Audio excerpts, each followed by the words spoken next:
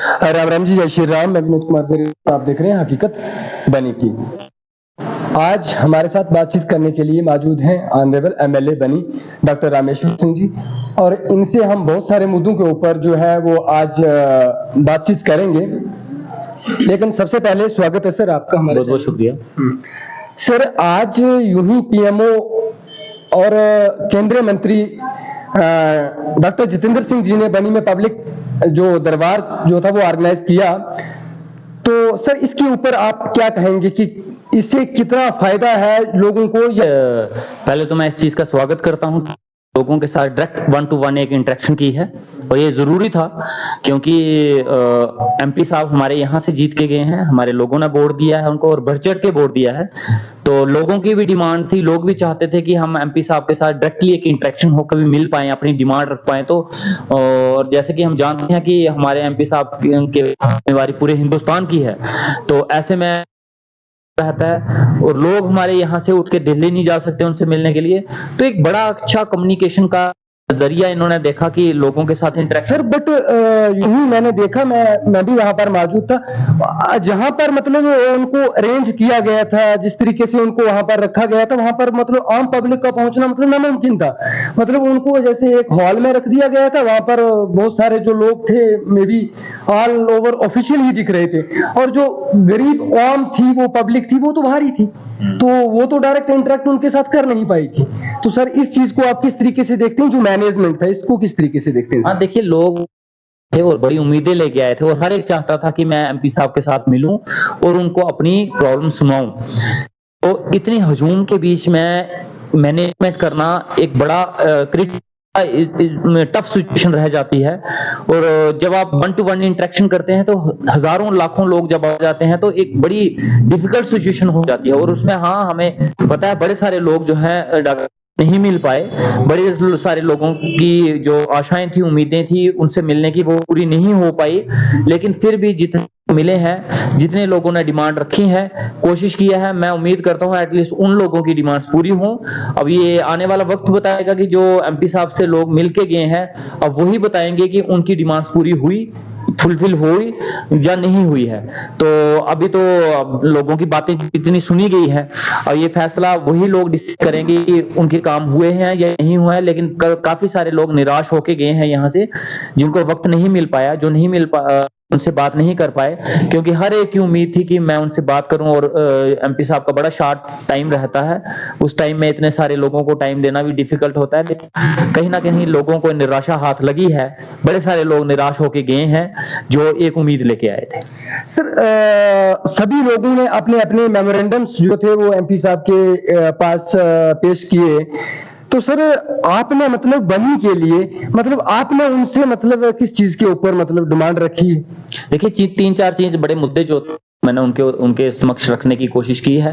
पहले तो जो एमपी साहब का अपना ही एक वादा है हमारे लोगों के साथ, शतरगला टनल और 4 लेन जो है, जो भद्रवाह के साथ हमें कनेक्ट करेगी। पहला तो मेरी सबसे बड़ी तो यही डिमांड है, जिसके ऊपर पीएमओ डॉक्टर जितेंद्र सिंह साहब ने खुद आश्वासन दिया है, लोगों को प्रॉमिस किया है। तो मेरी यही डिमांड है कि वो काफी अरसा हो गया है, 10 साल से ऊपर वक्त होने लगा है, तो जल्दी से जल्दी पूरी होनी चाहिए। दूसरा, हमारा पहाड़ी स्टेटस जो हमारे सेंटर से हमारे होम मिनिस्टर साहब अमित शाह जी ने रजौरी पुंछ वालों को दिया, और पार्लियामेंट में भी अनाउंस किया कि पहाड़ी एसटी स्टेटस दे रहे हैं। अगर हमारा भी बनी पहाड़ी इलाका है तो हम चाहते हैं कि के लिए भी एक अनाउंसमेंट की जाए। बनी को मैं आपको थोड़ा सा रोकना चाहूंगा सर। पहाड़ी एसटी स्टेटस की बात है, पहाड़ी एसटी स्टेटस जो है उसके लिए एक मुझे लग रहा है प्रोसीजर जो है वो फॉलो होता है, क्योंकि इसके लिए सर हमें पहले जम्मू एंड कश्मीर असेंबली से जो है एक बिल पास करवा के फिर सेंटर में उसे भेजना है, जहाँ एलजी के पास जाएगा, उसके बाद वो सेंटर में जाएगा। सर आप मतलब एनसी को समर्थन किया है, तो एनसी गवर्नमेंट जो है वो कब उस बिल को पास करने वाली है? मतलब ये कुछ नहीं है। जब रजौरी पुंछ को पहाड़ी एसटी स्टेटस दिया गया या कुछ कास्टों को दिया गया, उस वक्त तो जम्मू कश्मीर में सरकार ही नहीं थी, उस वक्त तो असेंबली नहीं थी, उस वक्त कौन सा रेजुलेशन पास हुआ? तब तो कोई रेजुलेशन पास नहीं किया गया।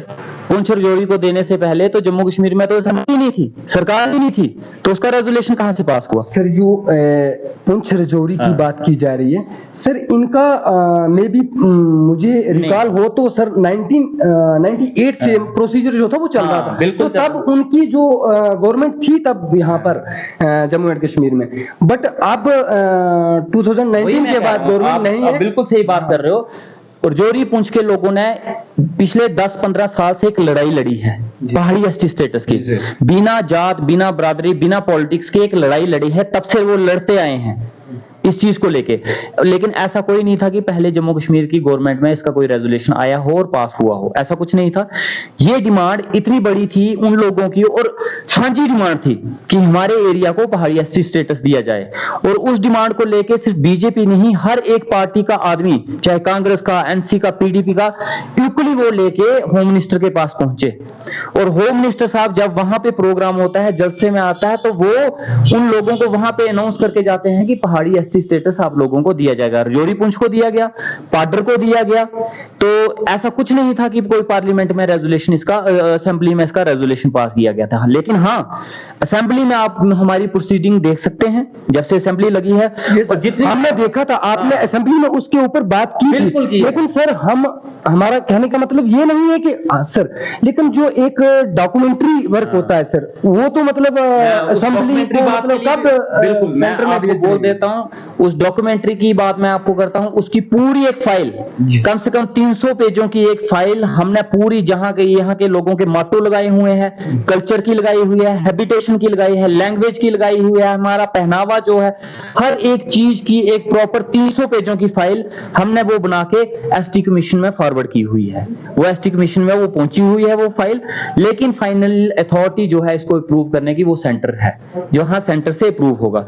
और लेकिन ऐसा नहीं है अगर सेंटर से अप्रूव होता है तो हम हाथ पे हाथ धरे बैठे रहेंगे, उसके लिए सेंटर में जाके बात करनी पड़ेगी। पीएमओ साहब से बात की है, कल को मौका मिलेगा होम मिनिस्टर साहब से मिलने का, तो हम ये बात वहां पे भी रखेंगे कि जनाब बनी को पहाड़ी एसटी स्टेटस रजौरी पुंछ को मिल सकता है, तो हमें भी देना मिलना सर, क्योंकि सर लोगों ने बढ़ चढ़कर आपके साथ इलेक्शन में मतलब इसी मुद्दे को मतलब लेके उन्होंने आपके साथ दिया है कि एसटी स्टेटस हमें मिलेगा, क्योंकि पढ़ा लिखा जो युवा था वो बहुत सारा बेरोजगार था और वो चाह रहे थे कि हमें एसटी स्टेटस मिलेगा तो शायद हमें वहां पर रिलैक्सेशन मिले। तो अब उनके सवालात हैं कि हमें एसटी स्टेटस जो है वो कब तक, मतलब हमारी जो मांग है। मैंने पहले दिन से, सरकार में आने के पहले दिन से असेंबली में पहाड़ी एसटी स्टेटस का मुद्दा उठाया है, और हर वक्त हम असेंबली में, और किसी को लगता है कि असेंबली में बात करना एक फालतू की बात है, तो फिर हम उनको समझा नहीं सकते, क्योंकि अगर असेंबली में या पार्लियामेंट में जो बात की जाती है वो एक रिकॉर्ड में लाई जाती है।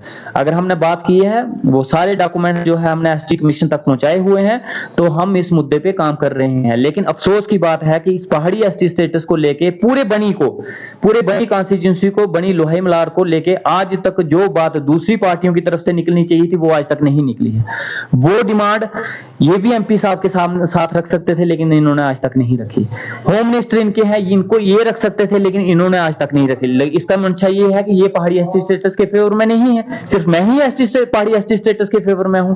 और रही वोट बैंक की पॉलिटिक्स, ठीक है, मैंने पहाड़ी एसटी स्टेटस पे इलेक्शन लड़ी, लेकिन क्या ये मुद्दा इनको नहीं लगता बाकी पार्टी वालों की कि पहाड़ी एसटी स्टेटस एक मुद्दा है और लोगों की जनरल डिमांड है? एक न्यूज में आपका मैंने सुना था, आपने वाइट दी थी, उसमें आपने कहा कि ये जो भारतीय जनता पार्टी के एक्स एमएलए हैं वो मतलब हार कर भी जीते हुए अगर करना चाहें तो मतलब ये कर सकते हैं, लेकिन सर ये कर नहीं रहे हैं, खुद कर नहीं रहे हैं या इनसे हो नहीं रहा? आप आज तक कभी भी किसी भी इनके डेपुटेशन में, आज भी जो इन्होंने डेपुटेशन दिया है उसमें कहीं देख लीजिए पहाड़ी एसटी स्टेटस मेंशन किया है इन्होंने? उनका रेजोल्यूशन देखिए ना, रोडों को इन्होंने मेंशन किया है और बड़े उसमें उन्होंने पहाड़ी एसटी स्टेटस मेंशन किया है, क्यों नहीं किया है? मतलब इनकी मंशा नहीं है ना, ये नहीं चाहते कि बनी को, इन्होंने जिनको दिलाना था दिला दिया, जिन 2-4 कम्युनिटीज को लेके इन्होंने पहाड़ी एसटी स्टेटस दिलाना था वो दिला दिया। मतलब कि इनकी मंशा पूरी बनी लोहे मल्हार को पहाड़ी एसटी स्टेटस दिलाने की नहीं है। आज भी जब इनके मंत्री आते हैं, क्यों उनके सामने ये नहीं बोलते कि हमें स्टेटस दिया जाए। मैं तो बोलता हूं, मैंने जिनको समर्थन दिया, मैं चीफ मिनिस्टर के सामने भी बोलता हूं, मैं मिनिस्टरों के भी सामने बोलता हूं। ये अपने मिनिस्टरों के सामने क्यों नहीं बोलते, ये अपने एमपी के सामने क्यों नहीं बोलते, ये अपने होम मिनिस्टर सामने ये क्यों नहीं बोलते? मैं तो अपना फर्ज निभा रहा हूं, मुझे जहां बोलना है, मैं जिस मेरा प्लेटफॉर्म, मैं उस प्लेटफॉर्म पे वो आवाज उठा रहा हूं। लेकिन इनका प्लेटफॉर्म तो बहुत बड़ा है ना, उस प्लेटफॉर्म पे ये क्यों नहीं? अगर ये कोई को पहाड़ी एससी के लिए होम मिनिस्टर साहब स्पेशली मिल सकते थे, क्या बनी लोही मल्हार को पहाड़ी एससी स्टेटस दिलाने के लिए ये होम मिनिस्टर साहब से नहीं मिल सकते? आज भी तो बात कर सकते थे, आज क्यों नहीं उन्होंने, क्यों नहीं ये मुद्दा रखा? क्या अगर मैंने जिम्मेवारी उठाई है तो मैंने उठाई है, लेकिन क्या ये बोलते हैं कि हमारी जिम्मेवारी नहीं है जनाब, हम लोही मल्हार को दिलाने के फेवर में नहीं है, फिर मैं इनके ऊपर कभी नहीं बोलूंगा कि जनाब ठीक है इनकी भी जिम्मेवारी। ओपनली बोल दें कि बनी लोही मल्हार को पहाड़ी एसटी स्टेटस दिलाने के फेवर में हम लोग नहीं है, इसलिए हम बात नहीं करेंगे, तो फिर मैं इनसे उम्मीद भी नहीं करूंगा। अगर ये इस चीज को मानते हैं कि बनी और बनी लोही मल्हार के फेवर में है, आम लोगों के फेवर में है, तो ये भी अपनी बात रखे ना, ये क्यों नहीं रखते हैं? मैं मुझे जो प्लेटफॉर्म लोगों ने दिया है, मैं उस प्लेटफॉर्म पे वो आवाज ईमानदारी से रख रहा हूं और आगे भी रखूंगा। सर दूसरा सवाल, सर सवाल ये है कि हमारा जो स्वास्थ्य को लेके, मतलब यहाँ पर जो हमारा हॉस्पिटल है, तो इसको सर रेफर हॉस्पिटल से भी जाना जाता है। सर मैं अभी हाल ही की बात सुनाता हूँ, एक वीक हुआ है मे बी, तो मेरा खुद का सन था 1.5 साल का, उसके उंगली में थोड़ा सा कट लग गया और यहाँ से उसको रेफर कर दिया गया कि इसकी हड्डी ना कटी हो। तो वहां पर एक कठुआ में सिर्फ एक स्टिचेस लगा है। तो सर आप देख सकते हैं कि एक स्टिचेस के लिए अगर लोगों को कठुआ में जाना पड़ रहा है, तो यहाँ पर डॉक्टर कब आएंगे सर? देखो ऐसा नहीं है, अगर इतना सा छोटा सा काम है तो इसके लिए तो काफी डॉक्टर हैं बनी में, एक स्टिच लगाने के लिए तो फार्मासिस्ट ही लगा दे। अगर ये नहीं किया गया है तो ये कहीं ना कहीं डॉक्टरों की लापरवाही है। इस वक्त भी बनी में 7-8 डॉक्टर हैं जो काम कर रहे हैं, वो डॉक्टर नहीं भी हो तो एक फार्मासिस्ट भी स्टिच लगा सकता है। बट सर अगर वो बोन्स वगैरह को चेक करना है तो उसके लिए तो सर बिल्कुल, देखिए डॉक्टर हमारे यहाँ स्पेशलिस्ट की कमी है, स्कूलों में टीचर्स की कमी है, और ये कमी रातों रात खड़ी नहीं हुई है। आप बोलोगे ये 6-7 महीने में अकाल पड़ गया बनी में, इससे पहले तो पूरा यहाँ स्वर्ण युग चल रहा था, यहाँ पे पूरे हॉस्पिटल भरे हुए थे। नहीं सर, हम सर हम अब जो हमारा सवालात होगा वो तो ऑनरेबल एमएलए साहब से होगा। अब एक्स के ऊपर जाएंगे तो सर वो तो उन्होंने वही कहना है कि जो हमारे कार्यकाल में होना था वो हमने कर दिया, अब हमने जो पूछना है वो तो ऑनरेबल से ही पूछना है। बिल्कुल, अगर आपने उन लोगों को 10 साल दिए हैं तो मुझे भी 1-2 साल तो मिलने चाहिए कि काम करने के। आप बोलोगे आज ही मैं सरकार में आऊं और कल ही मैं सब कुछ बदल दूं, तो ये इम्पॉसिबल सर। सर एक चीज बताते हैं सर, जो भी एमएलए या एमपीज में भी इलेक्ट किए जाते हैं वो मे बी 5 और 6 ईयर के लिए इलेक्ट किए जाते। अब यूटी में 5 ईयर के लिए, और जब स्टेट थी तब 6 साल के लिए इलेक्ट किए जाते थे। तो 10 साल का कार्यकाल सर अगर किसी भी नहीं, मैं 10 साल नहीं मांग रहा हूँ, जो मुझे 5 साल दिए गए हैं मेरी जिम्मेदारी उसी 5 साल की और जवाबदेही भी 5 साल की है। और इन्हीं 5 सालों के बीच में ये जो सर हॉस्पिटल का मुद्दा अगर सर 5 साल में होगा तब तक तो लोग सबर होंगे। इसमें सर देखो डॉक्टर्स जो है, स्पेशलिस्ट जो है वो मतलब कुछ ही महीनों के अंदर या कुछ दिनों के अंदर अगर बैठ जाए तो यहाँ के लोगों के लिए, बात सुनिए, कुछ ही दिनों में और कुछ ही महीनों के बीच में आ सकते, तो डबल इंजन की सरकार जम्मू कश्मीर में रही है, जिसकी सरकार सेंटर में भी थी और जम्मू में, तो वो चंद दिनों में और महीनों में ला सकते थे। अगर वो नाकाम रहे लाने में, तो अब आप मेरे से उम्मीद करते हो तो मैं आपकी उम्मीदों पे खरा उतरूंगा। और अगर मैं इस 5 साल के इस 7-10 महीने के बीच में अगर यहाँ पे हूं, तो उसके बीच में एक गायनी का डॉक्टर और एक एमबीबीएस डॉक्टर, 2 एमबीबीएस डॉक्टरों की यहाँ पे पोस्टें जो है अप्रूव करवाई गई, जिसमें से गायनी के डॉक्टर ने ज्वाइन नहीं किया। आप देख सकते हैं यही तो कह रहा हूं ना, उन्होंने ज्वाइन नहीं किया, उसको फाइनल नोटिस दिया गया और इवन कि उसको जॉब से टर्मिनेट भी कर दिया गया, लेकिन वो फिर भी ज्वाइन नहीं करा। अब कोई टर्मिनेट हो जाता है वो फिर भी ज्वाइन नहीं करता, तो फिर हम उसको क्या बोल सकते हैं। लेकिन मेरे इस 6 महीने के अंदर अंदर बनी हॉस्पिटल में एक है जो पिछले 10 साल में नहीं आया था, ठीक है, अभी 6-7 महीने ही हुए हैं। इस हॉस्पिटल के लिए 2.5 करोड़ रुपया पैरामेडिकल और स्टाफ के रहने के लिए एक बिल्डिंग हमने सैंक्शन करवाई है बनी में यहाँ पे, ठीक है। तो ये काम 6-7 महीने के अंदर हुए हैं। अगर 6-7 महीने के अंदर अंदर ये काम हुए हैं तो आने वाले 5 साल में आप उम्मीद कर सकते हो जो कमी पेशी रही है वो हम पूरे करेंगे। लेकिन आप बोलोगे कि जो 10 साल में नहीं हो पाया वो रातों रात कोई चमत्कार हो जाए और वो हो जाए, तो वो नहीं होता। टाइम लगता है हर चीज में, लेकिन इतना टाइम भी नहीं लेंगे जितने बाकियों ने लिया है। हम अपने ही टाइम के बीच में वो सारी कमी पेशी पूरी करने की कोशिश करेंगे। और हमारे एमपी साहब भी यहाँ पे आए थे, डॉक्टर जितेंद्र सिंह साहब, और जिम्मेदारी तो उनकी भी बनती है, जीते तो बनी से भी वही है। और बनी के हालात के बारे में उनको पता होना चाहिए कि बनी के हॉस्पिटल में डॉक्टर्स नहीं है, जो स्कूल में, उनकी भी तो जिम्मेवारी बनी के लिए बनती है। उन्होंने और 2 टेन्योर जीते हैं वहां पे, उन्होंने यहाँ पे कितना बेनिफिट करवाया है, कितने काम करवाए हैं, वो भी आपके सामने है। लेकिन आप मेरे से अगर उम्मीद करते हो कि मैं 7 महीने में सब कुछ बदल दूं, तो बदलाव की तरफ बनी चल पड़ा है। और आपको एक और चीज बता देता हूं, अभी 25 लाख रुपया रोल का हाई सेकेंडरी के लिए वॉलीबॉल ग्राउंड के लिए अप्रूव करवाया है हमने। 7 लाख रुपया ग्राउंड के लिए, गति के लिए अप्रूव हो चुका है। अभी थोड़े दिनों के अंदर अंदर इसका काम लगने शुरू हो जाएगा। डिग्री कॉलेज बनी, जहां मेडिकल और नॉन मेडिकल नहीं था, वहां मेडिकल की 5 पोस्टें अप्रूव करवाई हैं और बड़े शॉर्ट टेन्योर में अप्रूव करवाई हैं, जबकि कॉलेज की एडमिशनें शुरू हो गई थी। उसके बाद एडमिशनें हो नहीं सकती थी, लेकिन उसके बाद अप्रूवल नहीं मिल सकता था। लेकिन फिर भी सीएम साहब और एजुकेशन मिनिस्टर साहब से मिलके 2 सब्जेक्ट का, केमिस्ट्री और जियोलॉजी, दोनों का अप्रूवल आ चुका है। मंडे के बाद उसकी एडमिशन शुरू हो जाएगी। यानी जनाब 7 महीने के अंदर अंदर काम हुए हैं ये।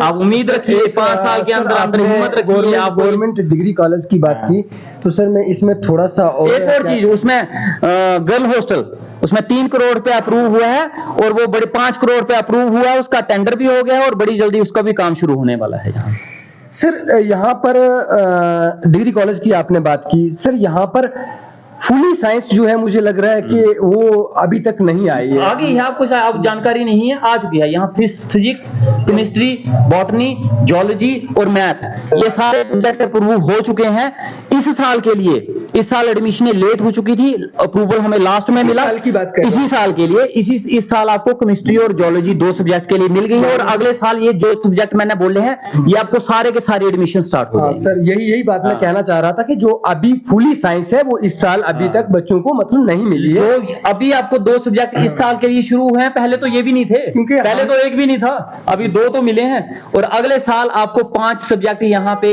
एडमिशन, फुली एडमिशन सारे के सारे अप्रूव हो चुके हैं। लेकिन एडमिशन के लिए परमिशन सिर्फ 2 सब्जेक्टों की इस बार मिली है। सर एक और सवाल है, बनी में सर मुझे लग रहा है कि बहुत सारे बच्चों को चलने में बहुत सारी दिक्कत होती है। जो ही स्कूल 10 बजे स्टार्ट होता है तो रोड से उनको क्रॉस होना बहुत ज्यादा मुश्किल होता है। बनी में बस स्टैंड की कमी, गाड़ी को बस। मैं आपसे एक चीज पूछूंगा, बनी में कौन सी चीज है जिसकी कमी नहीं है?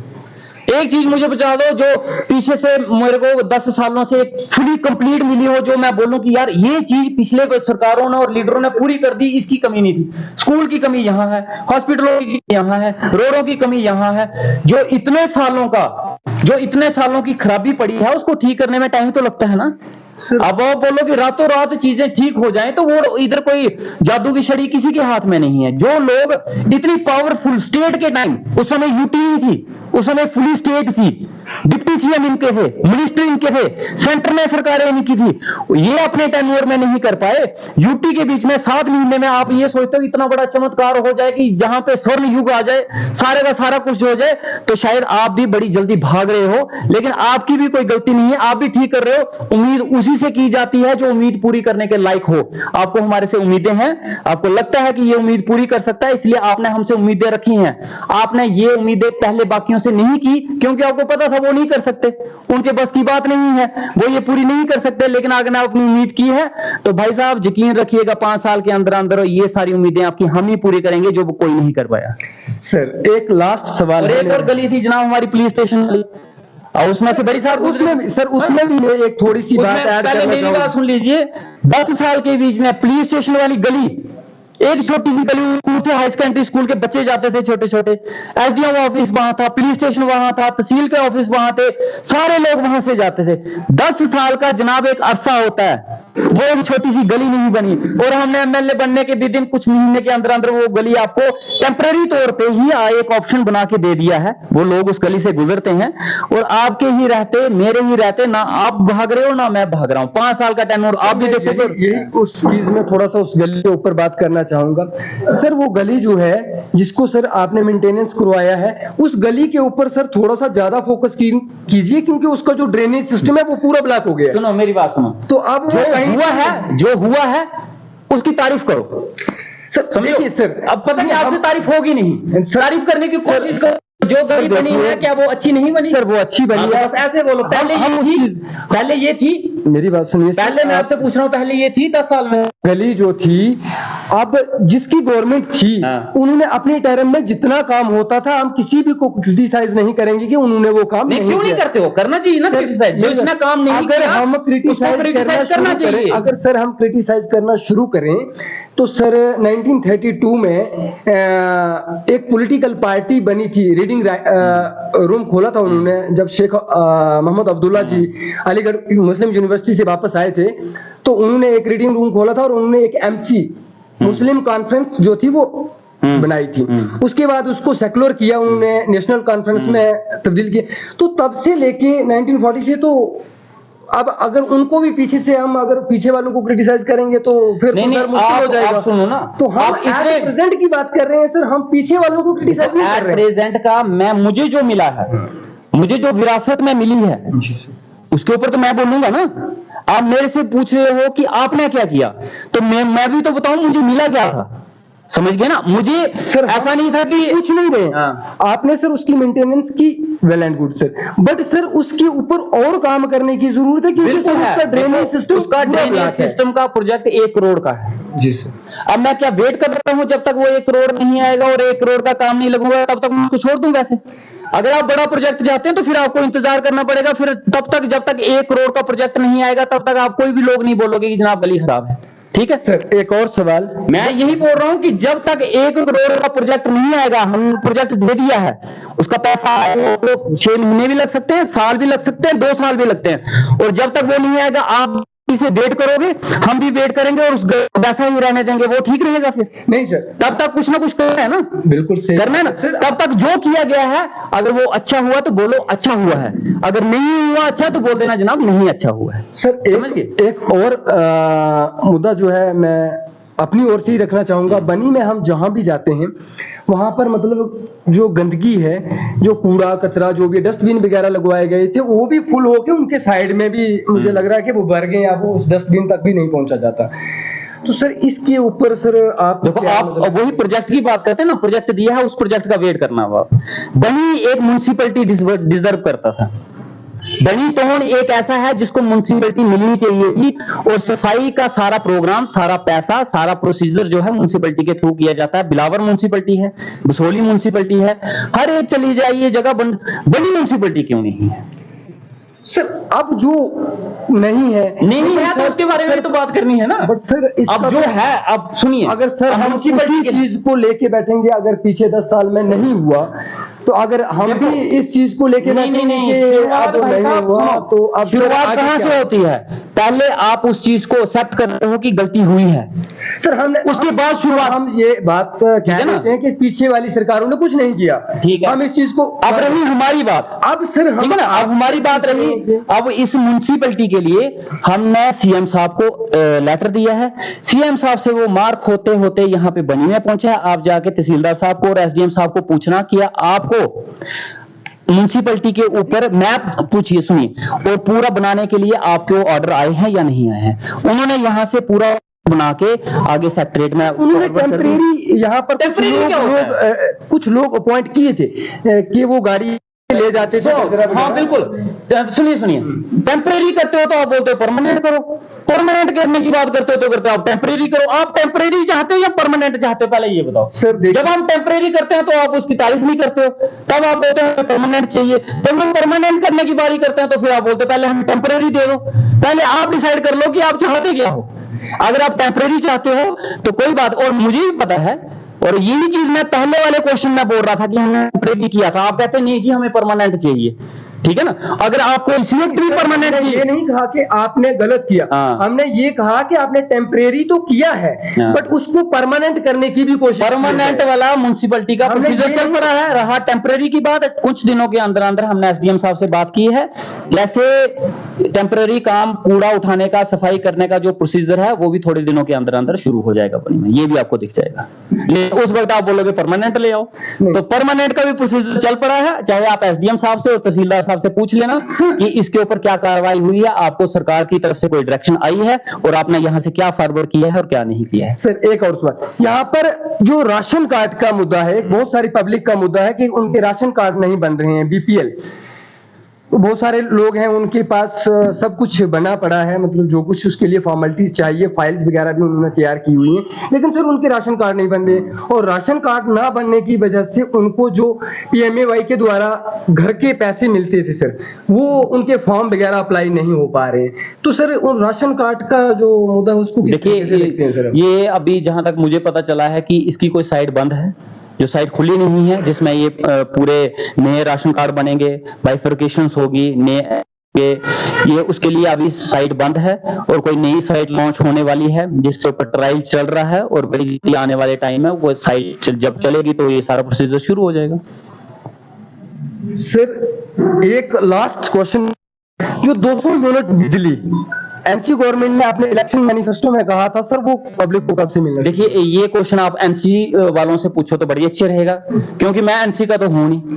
सर देखिए, देखो आप एमसी को समर्थन दिया है, एमसी पार्टी का मैं नहीं। आप देखिए सर, अगर एमसी को पूछने जाना पड़ेगा तो हमें, तो जिसका सवाल हो उसी से पूछना चाहिए ना। सर देखिए, समर्थन किया है, मैंने समर्थन दिया है, लेकिन एमसी की जवाबदेही मेरी थोड़ी ना है, वो तो एमसी की है, मेरी जवाबदेही मेरी है।